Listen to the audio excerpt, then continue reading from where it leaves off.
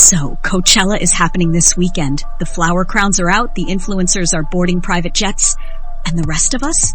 Well, some are just wondering, is it actually worth it? Some people call it the ultimate music and fashion event of the year. Others say it's just heat, dust, and overpriced burritos. Let's break it down.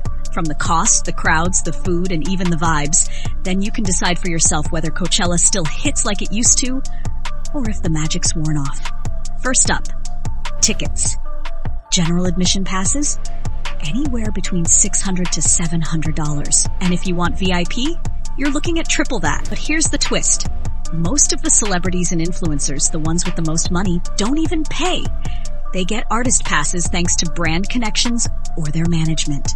Those passes give you front row access, private lounges, the works. Meanwhile, regular folks end up way in the back watching their favorite artists on giant screens, sometimes barely hearing what's going on. At that point, is it really any different from just streaming it on YouTube? Let's talk food. Coachella's known for its wild food trucks and Instagrammable snacks, but once you check the prices, the vibe shifts quick. One attendee reported spending $60 on just 2 burritos and 2 drinks. And if you're craving a little caffeine, be ready to drop $13 for an iced coffee. It's not bad food, per se, but for those prices, that's up for debate. Now, about where you'll stay. If you're camping on festival grounds, be prepared for a rough ride. Music plays pretty much 24/7, so don't count on sleep. The dust gets everywhere. And the showers? Yeah, get in line, literally. You'll wait hours for a quick rinse. And it's no secret, a lot of people just skip it altogether.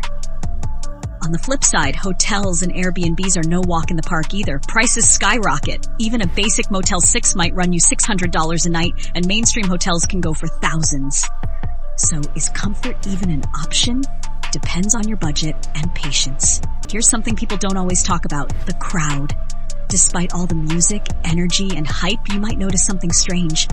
A lot of people in the crowd are just standing there, quiet, phones out, barely vibing. Even Tyler, the creator, once stopped mid-performance to call out how dead the audience was.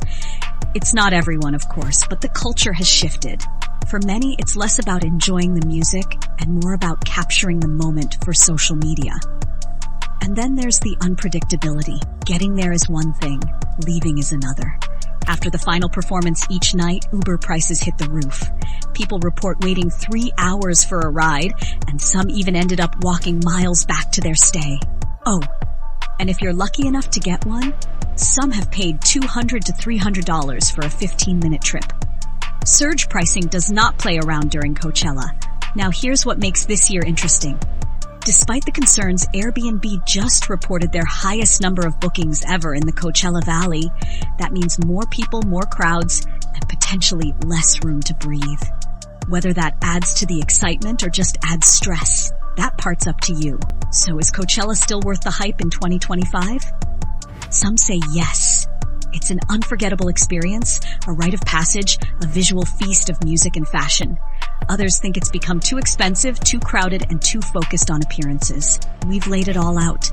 Now it's your turn to weigh in. Drop a comment and tell us, would you go to Coachella?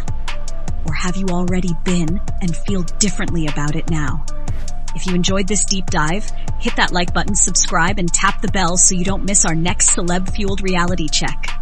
Catch you in the next one.